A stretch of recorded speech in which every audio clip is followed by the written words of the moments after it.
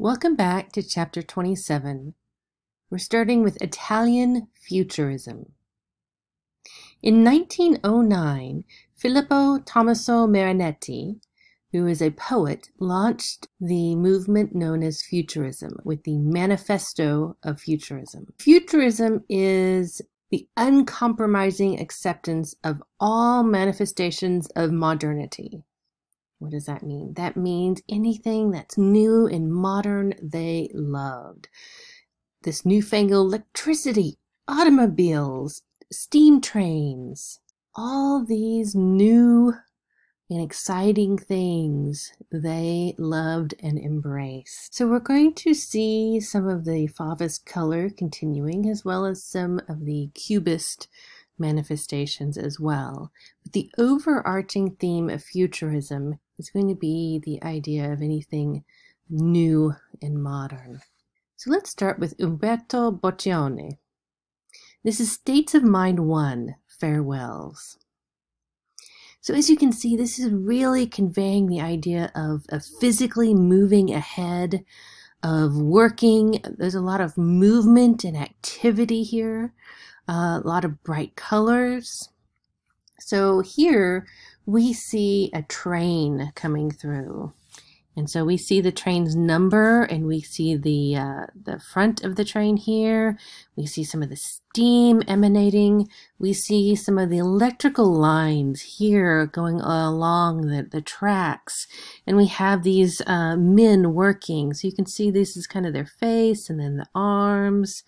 Again, face, arms, and you can see that over here as well. And you see all of this movement happening. So you've got these colors, you've got these cubist elements, very cubist on the figures here. We also have the lights, so these are going to be the lights for the train to continue going. So you have all of this excitement and movement and energy thrown into this piece.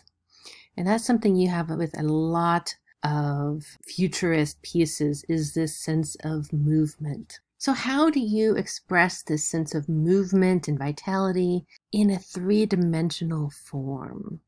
And Umberto Boccioni, I think, does a really good job of that in unique forms of continuity in space. So we have this figure. So this is 1913, the other was 1911. So we've got this figure, he's striding, and you can just kind of imagine him in Oklahoma wind. So you've got the wind whipping against him. So you have his clothing here kind of whipping behind, and you've got this figure striding forward. You also have this real sense of movement because of this sense of maybe wind pushing against, or maybe this is supposed to just be representing this forward momentum, but we have all these great angles happening. Again, a very kind of cubist face here. We have some geometric shapes representing this face, but it is obviously not meant to be a very individualized face. There's not really arms, but we again get this real wonderful sense of striding and moving forward, this energy, even if this figure is just in the one color and in the three dimensions. Really, it captures it very well. So this is Cubo-Futurism and the Suprematism in Russia. So in 1917, in October, the Bolshevik Revolution was led by Vladimir Lenin. This is the first communist revolution of the 20th century. And so we have this art movement that is starting in Russia that is really focusing in on this sense of newness and of optimism that is happening in Russia at this time. This is what that we're seeing here with Lupov Popova's The Traveler. We've got, again, very much Cubist influenced. We have a woman here, so there's her face. Here's her necklace, her gold bead necklace. We've got this high collar outfit on. We have a umbrella here. So we have all these different elements. And then we've got these letters and words they had come from possibly a newspaper, and they're kind of sprinkled throughout this piece. So again, we've got these elements that we see, again, divided and sprinkled throughout. This is Kazimir Malevich. So this is part of his futurist exhibition that we see here. There were 39 non-objective paintings, including this black square that is hung in the high corner of the room here. Here's another of Malevich's piece. This is Suprematist Composition Airplane Flying. So in this case, we don't just have black and white like we had earlier. We have different colors, but again, just geometric shapes on a white background. So now we go into Cubism and fantasy and Marc Chagall. So Marc Chagall, he is Russian, but he's also Jewish, and this very much influences his art. He is very much interested in this kind of dreamlike fantasy. Again, we've got some Cubist influence, not quite as dramatically as some of the others. Very much into a lot of color, a lot of brilliant colors here, but also interested in Russian folk art. And we can see the influence here. We seem to have a couple of things going on. We have a man looking at this horse. We literally have this kind of dotted line between the man's eye and the horse's eye. The man is holding, looks like a small tree of life maybe there. And superimposed on the horse is a cow that is being milked. It's a very common everyday occurrence happening. But in the background, we have a wonderful little village. We have a man with a scythe. And this can be a couple of things. One, it can be harvest time. So he is going out to harvest. But of course, the scythe sometimes can represent death. Either way, it is probably representing the cycle of life, of the seasons, of change. And then we have this figure that's upside down. So there's always this dreamlike aspect to Chagall's work. Interestingly enough, the man, if you'll notice, has possibly a rosary around his neck with a cross there. So that's also very interesting. So there's several aspects of this kind of representing the cycle of life, the guy up here, but also the tree of life. Oftentimes in a lot of different mythologies represent this kind of rebirth, the cycle of life. This is oftentimes represented by this tree of life symbol. Giorgio de Chirico's Mystery and Melancholy of a Street. So this has got a definitely different feel to it. While Chagall's had this fantasy, dreamlike, but overall a very positive, happy feel, this one has this feel of menace and has to do with these really stark shadows and the fact that you don't see many figures. You see two figures, you see the girl here, and then you see the shadow of a figure here. Other than that is a very empty space.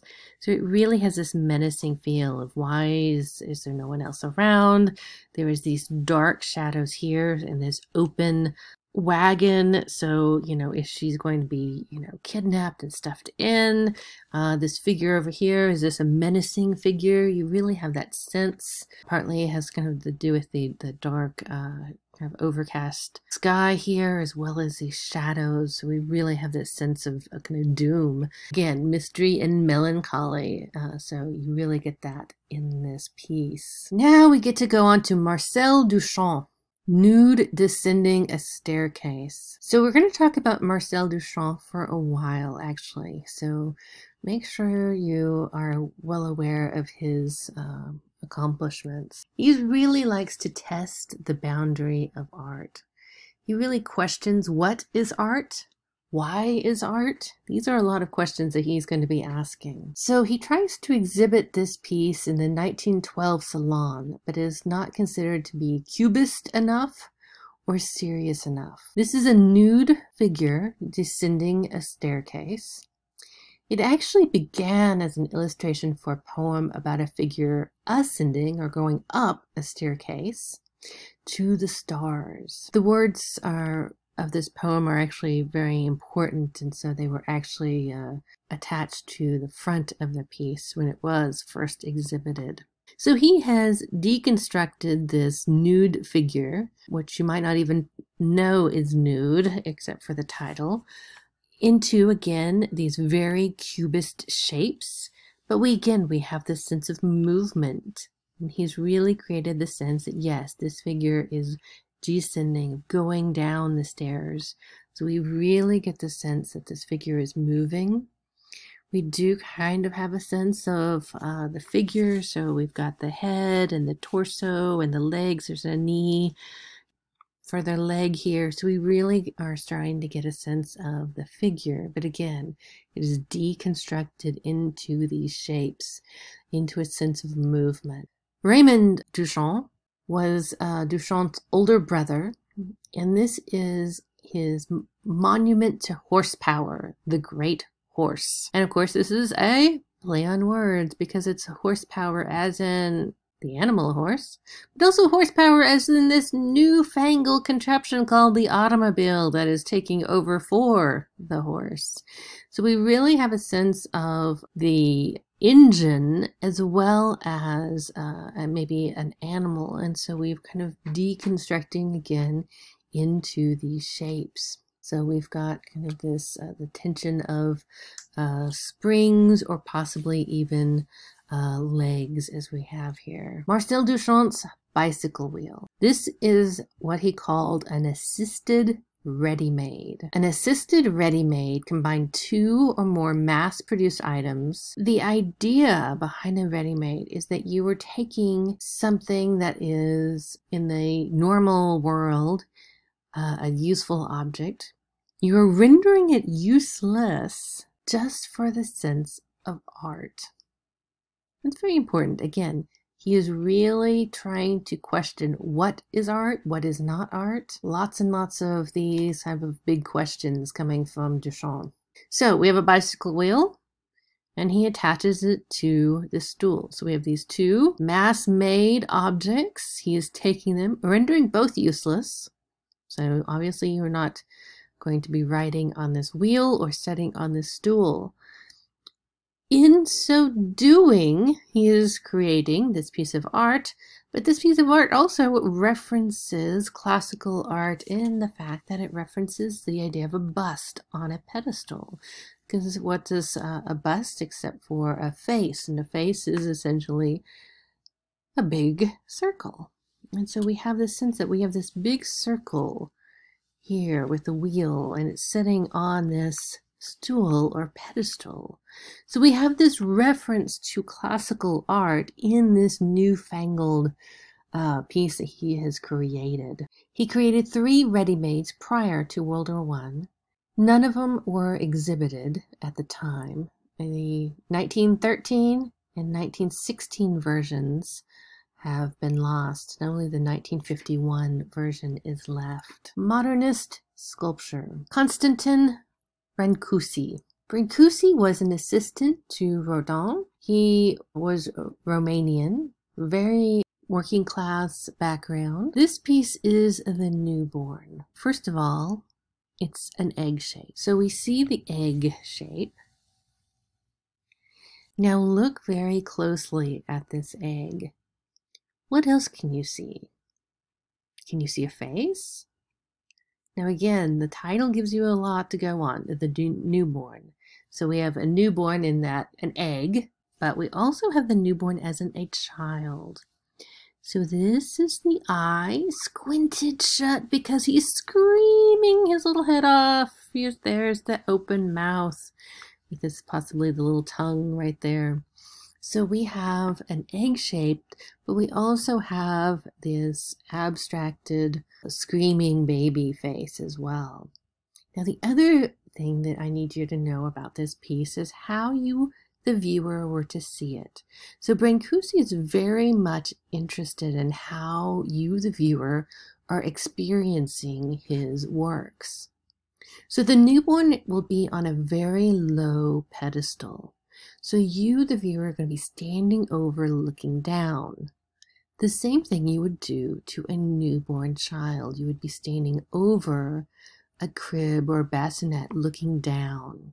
This is very important. You are supposed to experience this art in a certain way. So we have a very simplified form, this white marble sculpture that's meant to reference a child, a baby. It's meant to evoke feelings of awe and sympathy. This is Brancusi's Bird in Space. Now, he was really interested with birds. He started sculpting birds as early as 1910, and he really became interested in the Romanian legend about a magical golden bird whose song had miraculous powers. This was the Maestra legend. So 1928's Bird in Space. So we have this bird, this abstracted bird in flight. So the idea is, if you are down on the ground and you're looking up in the sky and you see this kind of an outline of a bird, this is what you're seeing. So you're not meant to be seeing lots of detail. This is the very tiny little outline high up in the sky. And again, just like the newborn, it has to do with how you're supposed to be viewing this. So this would have been on a very high pedestal. So again, you were meant to look up because you would be looking up to see the bird originally. Now, he made 20 different versions of Bird in Space from the 1920s through the 1940s. So in America, we've got the Ashcan School of Art. This is centering in Manhattan and really is focusing on realism. But we're not going to really focus much on that.